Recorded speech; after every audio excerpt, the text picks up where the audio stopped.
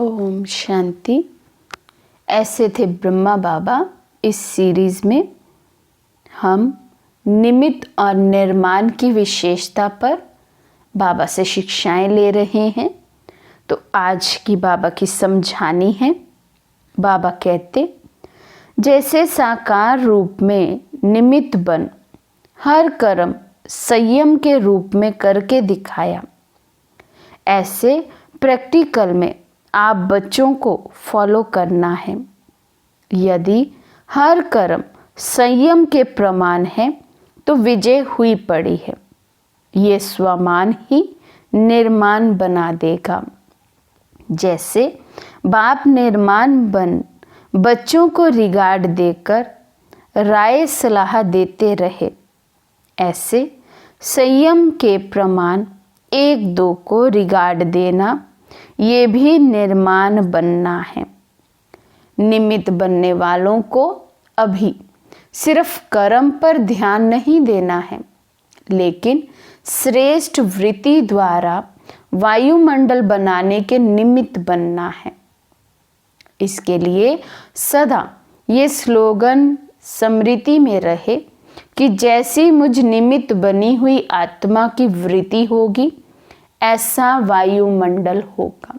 तो हम सभी आत्माएं विश्व परिवर्तक हैं, विश्व परिवर्तन के निमित्त बनी हुई आत्माएं हैं।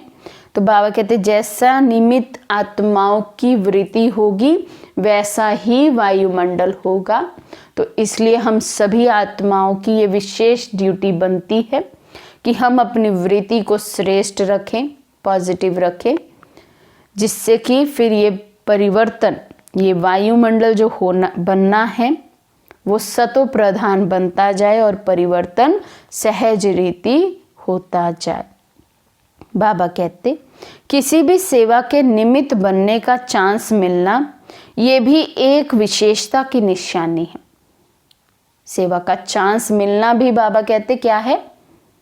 विशेषता की निशानी। क्योंकि कोई भी सेवा अगर हमें दी जाती है, भले हमें आता ना भी हो, वो कार्य हमें नहीं आता, लेकिन फिर भी अगर हम हांजी का पाठ पक्का करते हैं तो बाबा स्वयं ही हम में वो विशेषता भर देते हैं और फिर हमसे वो कार्य स्वयं करवाते हैं।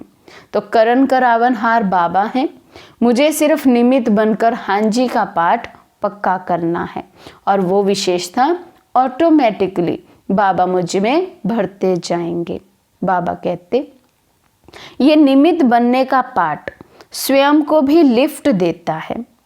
औरों के निमित्त बनना अर्थात स्वयं को संपन्न बनाना। तो निमित्त भाव की विधि से सेवा में वृद्धि करो, लेकिन निमित्त बनने के साथ साथ स्नेही भी बनना है। क्योंकि स्नेह नहीं है तो ना रहमदिल बन सकेंगे, ना नम्र चित्त। लेकिन कहीं कहीं अति स्नेह के कारण निर्माणता का गुण भी नुकसान करता है। अति स्नेह हो गया, धीरे धीरे स्नेह मोह में ही बदल गया, वो भी बाबा कहते नुकसानकारक है। लेकिन कहाँ मुझे शक्ति स्वरूप दिखाना, कहाँ मुझे स्नेही स्वरूप दिखाना है, ये भी बाबा कहते बैलेंस होना चाहिए। ये भी आप इसके भी नॉलेजफुल होने चाहिए। तो हम निमित्त भी बने, निर्वाण भी बने और मधुर भी बने, स्नेही भी बने, लेकिन एक बैलेंस के साथ।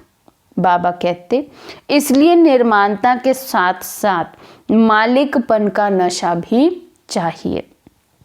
चरित्र में सदा निर्माणता हो तो विश्व नव निर्माण का कर्तव्य ऑटोमेटिकली चलेगा। निर्माणता अर्थात निरअहंकारी। निर्माणता से देह अहंकार स्वतः खत्म हो जाता है। ऐसे निर्माण स्थिति में रहने से निर्माण स्थिति में सहज स्थित हो सकते हैं। बाबा ने क्या कहा? निर्माण स्थिति में रहते हैं, देह का अहंकार हमारा स्वतः ही खत्म हो जाता है। तो ऐसे स्थिति में रहने से निर्वाण की स्थिति स्वतः ही बनती, वो बीज रूप स्थिति हमारी स्वतः ही बनती जाएगी, सहज हो जाती है। बाबा कहते और जब वाणी में भी आएंगे तो भले शब्द कम होंगे, लेकिन यथार्थ व शक्तिशाली ज़्यादा होंगे।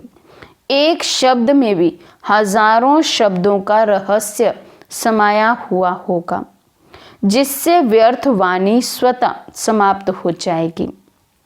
जैसे ज्ञान का सार छोटे से बैच में समाया हुआ है, ऐसे निमित्त और निर्माण स्थिति में स्थित रहने से एक शब्द में सर्व ज्ञान के राज समाये हुए हैं।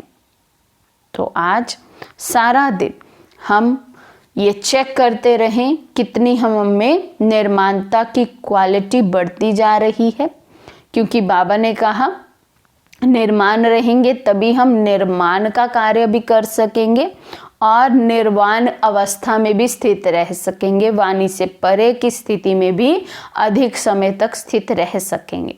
लेकिन बाबा ने कहा एक बैलेंस भी बहुत ज़रूरी है, कहाँ शक्ति स्वरूप कहाँ स्नेही स्वरूप मुझे बनना है। तो आज इन बातों पर अटेंशन रखेंगे, अपने पुरुषार्थ को तीव्र गति में लेकर आएंगे और बाप समान बनने के अपने लक्ष्य को हासिल करने की ओर चलते चलेंगे। अच्छा, ओम शांति।